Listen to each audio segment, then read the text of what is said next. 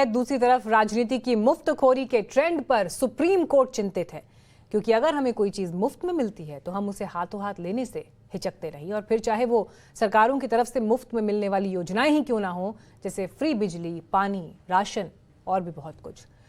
मौजूदा वक्त में राजनीति में फ्री वाली योजनाओं का ट्रेंड जोरों पर है। इसमें किसी एक या दो पार्टी की सरकार नहीं, बल्कि सभी राजनीतिक दलों का हिसाब एक सा दिखाई देता है। रेवड़ी कल्चर को प्रमोट करने में कोई पीछे नहीं, लेकिन अब इस मुफ्त वाली योजना की राजनीति पर सुप्रीम कोर्ट ने सख्त रुख अपनाया है। एक याचिका पर सुनवाई के दौरान कोर्ट ने कहा कि मुफ्त के वादों पर रोक लगाई जाए, सरकार वित्त आयोग से इस बारे में चर्चा करे और क्या इसे विनियमित करने की कोई संभावना है। कोर्ट ने कहा कि इस दिशा में केंद्र जल्द कोई रास्ता निकाले। निर्वाचन आयोग पार्टियों को ऐसे वादों से रोके। साथ ही सर्वोच्च अदालत ने यह भी कहा कि सरकार इस पर स्टैंड लेने से क्यों झिझक रही है। जिस वक्त ये सुनवाई चल रही थी उस वक्त वरिष्ठ वकील और सांसद कपिल सिब्बल किसी और मामले के लिए कोर्ट में मौजूद थे। मुख्य न्यायाधीश ने जब मुफ्त वाली योजना पर उनसे उनकी राय पूछी तो उन्होंने कहा कि मुफ्तखोरी एक गंभीर मामला है, लेकिन राजनीतिक रूप से इसे नियंत्रित करना मुश्किल है। वित्त आयोग को अलग अलग राज्यों को धन आवंटन करते समय उनका कर्ज और मुफ्त योजनाओं को ध्यान में रखना चाहिए।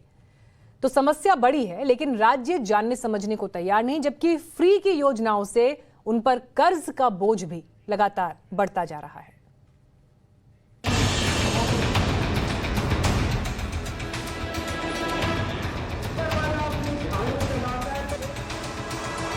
सुप्रीम कोर्ट को सरकार से ये कहने की जरूरत क्यों पड़ी? इसके लिए सबसे पहले मुफ्त वाली योजनाओं का एक आंकड़ा देखना जरूरी है। दिल्ली सरकार बिजली पानी देने के साथ सभी को फ्री वाईफाई की सुविधा देने जा रही है, जिससे राज्य सरकार के खजाने पर 550 करोड़ का बोझ आएगा। हरियाणा सरकार एससी, बीसी, बीपीएल कैटेगरी के छात्रों को हर महीने कुछ मदद राशि मुहैया कराती है, जिससे उस पर 242 करोड़ का बोझ आता है। मध्य प्रदेश की सरकार बिजली सब्सिडी पर 21,000 करोड़ खर्च करती है।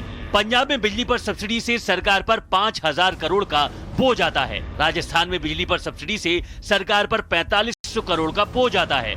किसान कर्ज माफी पर राजस्थान सरकार 1,000 करोड़ रुपए खर्च करती है। पश्चिम बंगाल में लक्ष्मी भंडार योजना के तहत मिलने वाली मदद राशि से 10,767 करोड़ का सरकार पर बोझ आता है। आंध्र प्रदेश में बिजली पर मिलने वाली सब्सिडी से 5,000 करोड़ का बोझ आता है। एक तरफ राज्य मुफ्त में सुविधाएं परोस रहे हैं, तो दूसरी तरफ उनकी आर्थिक सेहत बिगड़ रही है। कई राज्यों पर कर्ज के बोझ के आंकड़े इसकी तस्दीक करते हैं।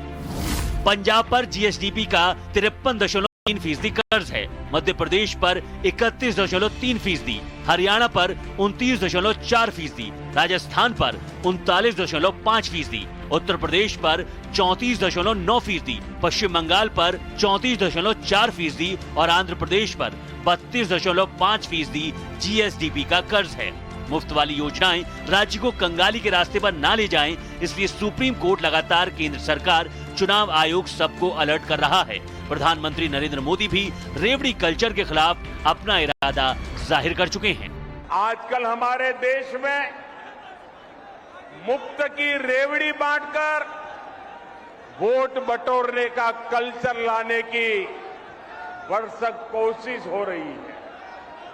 ये रेवड़ी कल्चर देश के विकास के लिए बहुत घातक है।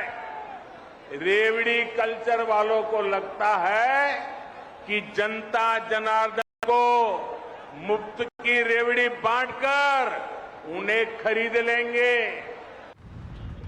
शायद यही वजह है कि अब बीजेपी अपनी रणनीति में बदलाव कर रही है और मुफ्तखोरी की राजनीति से बचना चाहती है। भाजपा की तैयारी है कि पार्टी अपने घोषणा पत्र में लोक लुभावन वादे या मुफ्त देने का ऐलान नहीं करेगी। इसकी जगह कुछ ऐसे मुद्दे शामिल किए जाएंगे जिसमें कोई असेट बन सके या जो मानव विकास में काम आए। इसी साल होने वाले गुजरात, हिमाचल प्रदेश के विधानसभा चुनाव के घोषणा पत्रों में इसकी झलक दिख सकती है। फ्री पॉलिटिक्स पर सुप्रीम कोर्ट के रुख और आर्थिक बोझ को कम करने के इरादे से अब बीजेपी मुफ्त की योजनाओं की जगह प्रोत्साहन की योजनाओं का सहारा लेगी। उदाहरण के तौर पर देखा जाए तो फ्री में साइकिल देने की जगह ये वादा किया जा सकता है कि सरकार साइकिल देगी, जिसका भुगतान 24 या 48 किस्तों में बिना ब्याज के किया जा सकता है। हालांकि इन बातों पर पार्टी कितनी अमल कर पाती है वो तो आने वाले चुनावों में ही चलेगा। लेकिन सवाल यही है, क्या सर्वोच्च अदालत की सख्ती से इस पर अंकुश लगाया जा सकता है? क्या वोट बैंक पॉलिटिक्स के लिए रेवड़ी कल्चर अपनाने वाली पार्टियां इसके लिए तैयार होंगी? ये बड़ा सवाल है। Bureau report, times now, Navbharat.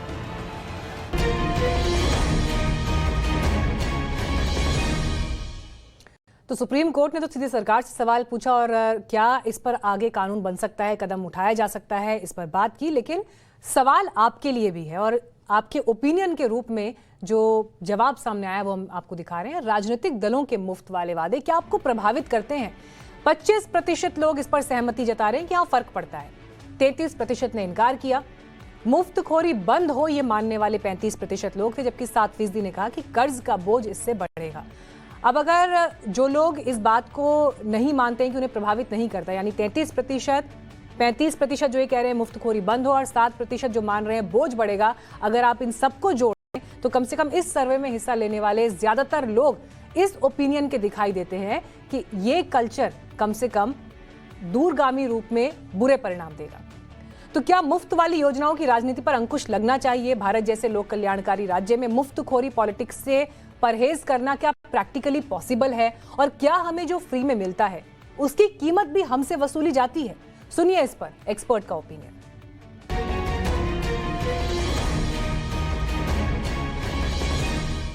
क्या बेरोजगारों को भत्ता देने की मांग को पूरा करना ये फ्रीबीज में आएगा? क्या सबको मकान फ्रीबीज में आएगा? क्या सबको राशन की व्यवस्था करना ताकि वो भूख से न मरे, वो फ्रीबीज में आएगा? ऐसा नहीं हो सकता, क्योंकि जीना, सहूलियत से जीना हर इंसान का अधिकार है। लेकिन दूसरी बात यह है कि यह भी सच है कि कोई भी फ्री में कुछ नहीं बंटता। सरकार फ्री में कुछ नहीं देती। यह दिखता है कि जनता को फ्री में दिया जा रहा है, लेकिन वास्तव में उसी जनता से टैक्स के रूप में वसूली होती है